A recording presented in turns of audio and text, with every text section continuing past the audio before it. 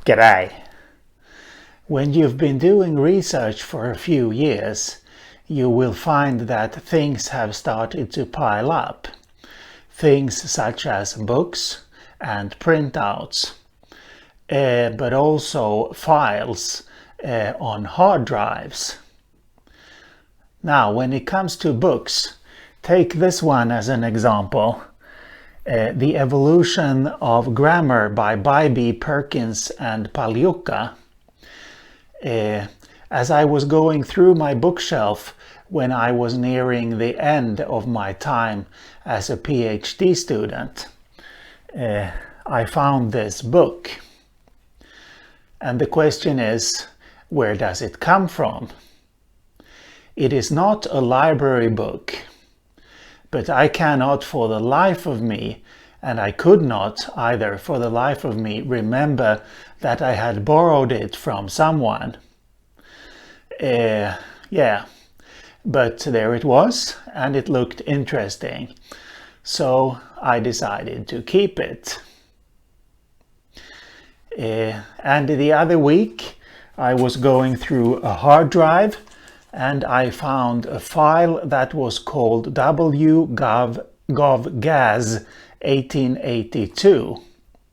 And I thought to myself, what is that? Turns out that what this is a few pages from the Government Gazette of Western Australia from Tuesday, December 5th, 1882. Hence the file name.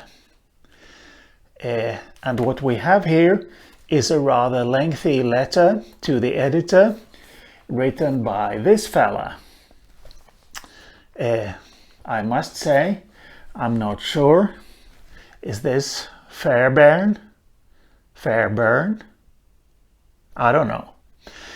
Something I have figured out, and that never ceases to amaze me, is that you can never tell from writing, when you see an English name in writing, be that the name of a place or the name of a person, you can never tell from the way it's spelled how it's supposed to be pronounced. This never ceases to amaze me. But I have noticed that I am always wrong every time I try. So let's call him Mr. R for the sake of simplicity. So Mr. R has written a long letter to the editor.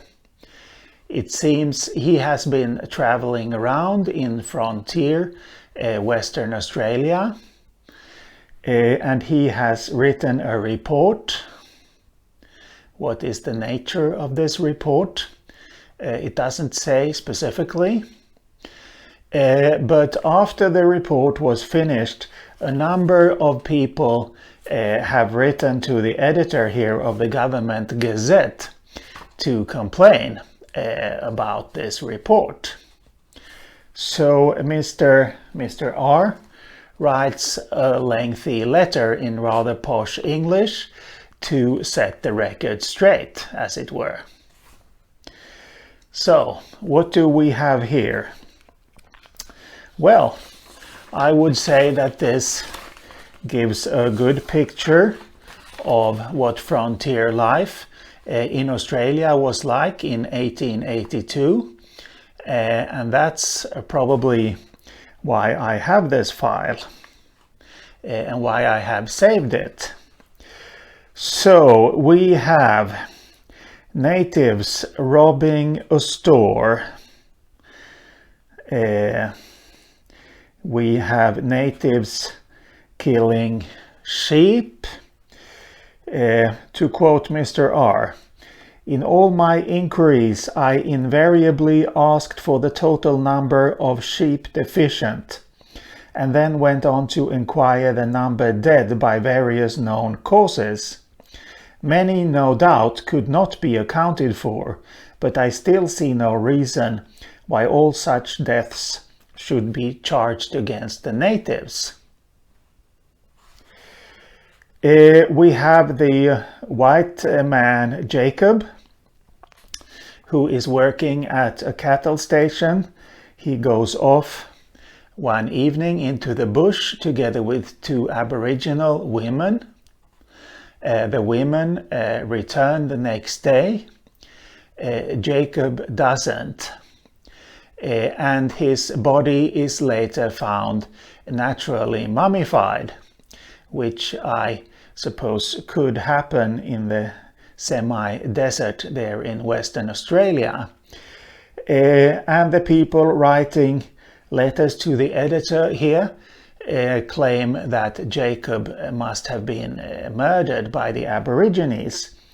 But Mr. R says that no mention of this was made when he was there interviewing people. Yes, and let me quote here about what he writes about the letter from Mr. Brockman. I may very properly call upon him to explain the circumstances under which a young girl was tied up to a tree close to his house and had her hair cropped short only a few days before my visit. This perhaps looks something like keeping by force. And one more thing. Mr. Gail. I think that his own memory is at fault, for these are his exact words taken down by me in the presence of L.C. Troy. Quote, I think the presence of police will do good, but at the same time, I think if the government would shut their eyes for 6 months and let the settlers deal with the natives in their own way, it would stop the depredations effectually. End quote.